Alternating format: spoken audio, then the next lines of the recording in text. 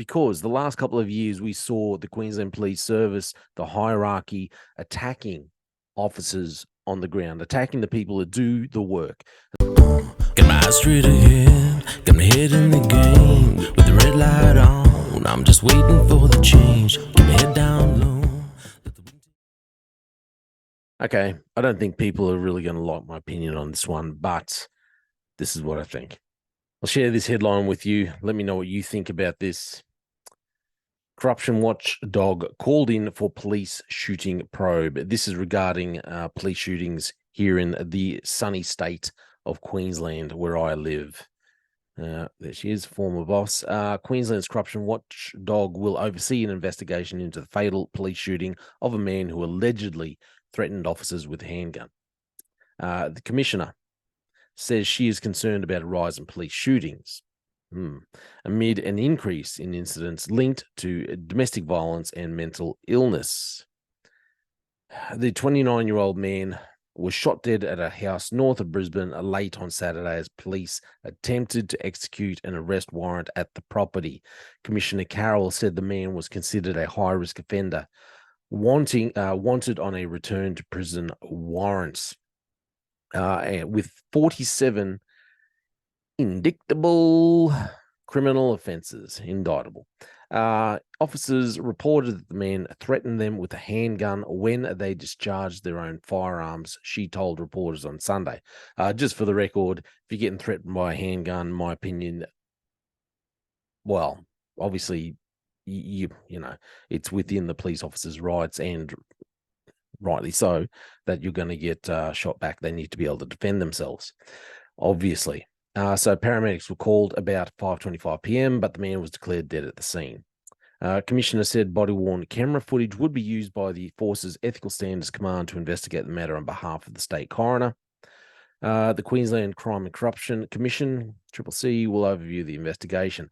Asked about a recent ABC report that Queensland police shot more people last year than police in the rest of Australia combined, the commissioner said it was concerning. That's why each of the shootings are looked at individually, she has said. They are heavily interrogated, heavily investigated, independently investigated as well. Commissioner said officers were responding to an increased number of mental health-related incidents. It is very difficult to respond to a knife which is so quick and often lethal. What is a really clear positive, what is a really clear post-COVID in the stats is the stats. Can't even talk properly. What is really clear post-COVID is the stats. In a lot of matters, up exponentially increasing. Mental health stats, domestic violence stats, youth crime stats. Okay, look, there's definitely been an increase in mental health issues, domestic violence issues. Give it that. I think, the stats probably back up that, and I wouldn't say even just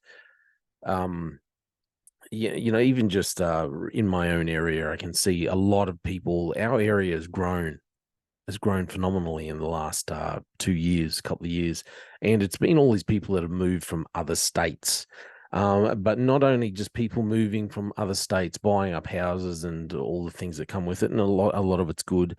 I've also noticed that you've got a lot more mental health issues getting around, even in the small town where I am, where I used to, I'd come here and I kind of knew 90% of the people, or knew of them or whatever, and you didn't have people sleeping on the streets, you didn't have people kind of begging on the streets, nothing like that. Now all of a sudden, it seems like most of the town is from interstate because all their number plates are from interstate, and dare I say it, a lot of riffraff. It's like not just people coming up and buying a house and making the place better. It's got all these people who seem to have issues. It's a strange phenomenon. Anyway, that's what happens when you want to get out of other states, because they want to lock you down constantly, I suppose. However, okay, so I agree. There's definitely issues, mental health issues that have gone on over the last couple of years, okay, because of lockdowns and whatever. However, I think my opinion is another thing that they are overlooking when you're looking at a reason for these police shootings being so much higher than the rest of the country. I mean, that's a pretty it's very concerning stat when you say that like this ABC report, Queensland police have shot more people last year than police in the rest of Australia combined. I think this may be to do with what we're seeing in the Queensland Police Service as officers having a lack of experience. Because the last couple of years, we saw the Queensland Police Service, the hierarchy, attacking officers on the ground, attacking the people that do the work. As I did covered that article from last week about the senior sergeant down the Gold Coast. There were some emails that were leaked that he'd put out saying, "Hey, we're overworked. I don't feel supported. How can we cover all these jobs that we've got to do in one night? We don't have the staff. I feel like I'm not supported. I feel like I'm being overrun."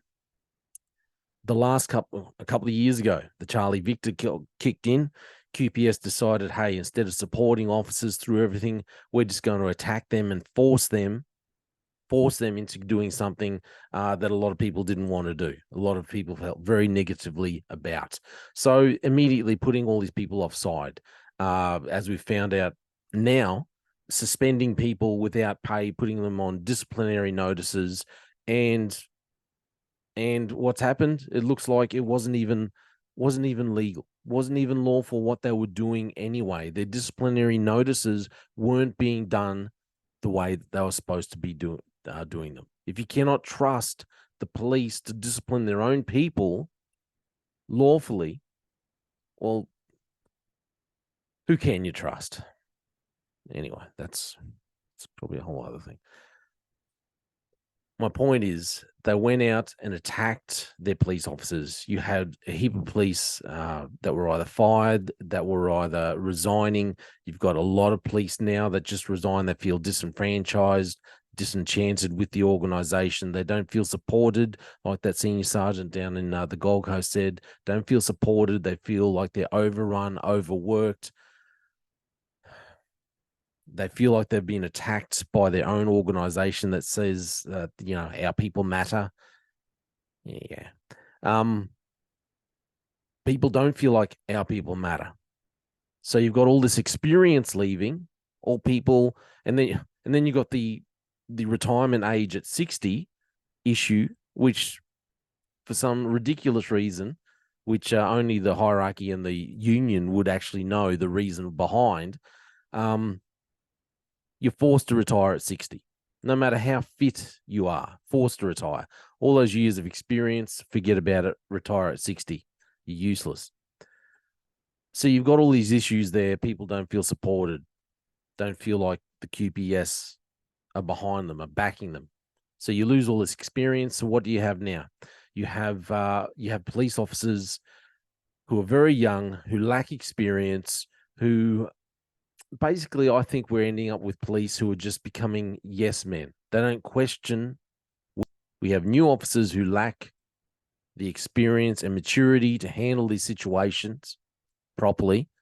And now we're going to be bringing in international people from overseas with their own baggage, and they're going to be enforcing the law. I think we're going to end up with more police shootings. This is what happens when you treat your own people like garbage, when you attack officers because they simply don't agree with you. So you attack them instead of supporting them. You lose all this experience. You get more shootings. That's my opinion. Let me know what you think. Thanks for listening to The Slippery Slope. They just fuel the desire that will take me higher. I'm on fire because nothing's gonna bring me down. Nothing's gonna bring me down. Nothing's gonna stop me now. No more demons to be done. Nothing's gonna just focus on me goal. Nothing's gonna stop me now. Nothing's gonna hold me down. tired of the problems.